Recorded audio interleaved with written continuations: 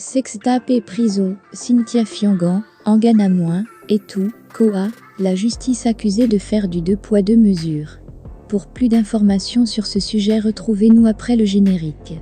Mais avant de commencer, n'oubliez pas de vous abonner et d'activer la cloche de notification pour ne pas manquer nos prochaines vidéos. Bon visionnage.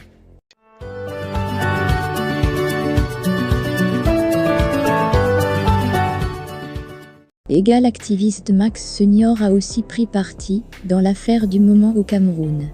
Il demande Q-on foute la paix à la jeune bimbo camerounaise qui fait couler l'encre de plus d'un.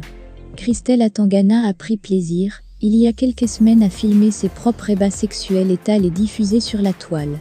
Elle a fait ses premières apparitions publiques pendant la période de la CAN 2021 au Cameroun.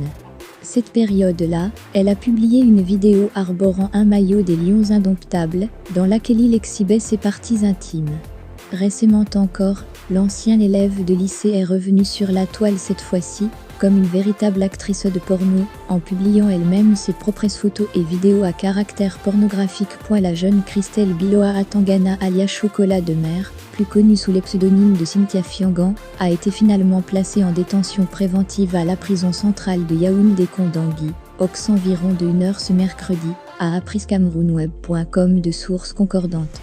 En effet, Christelle Biloa Atangana, âgée de 22 ans, a été interpellée par la police lundi dernier pour avoir délibérément diffusé ses propres ébats sexuels sur les réseaux sociaux. Elle est donc poursuivie pour outrage public à la pudeur, dépravation des mœurs, etc. C'est hier mardi qu'elle a été présente au procureur de la République. Après les formalités d'identification. Bien que l'opinion publique s'opposait à son arrestation, le procureur n'a pas cédé à la pression de la masse, mais a plutôt décidé de la placer en détention provisoire. Nous avons appris qu'après requalification de motifs, 3 chefs d'accusation sont exactement portés contre elle. Il s'agit notamment de outrage public à la pudeur, outrage public aux mœurs et publication obscène réprimée par les articles 263,264 t 265 du nouveau Code de procédure pénale.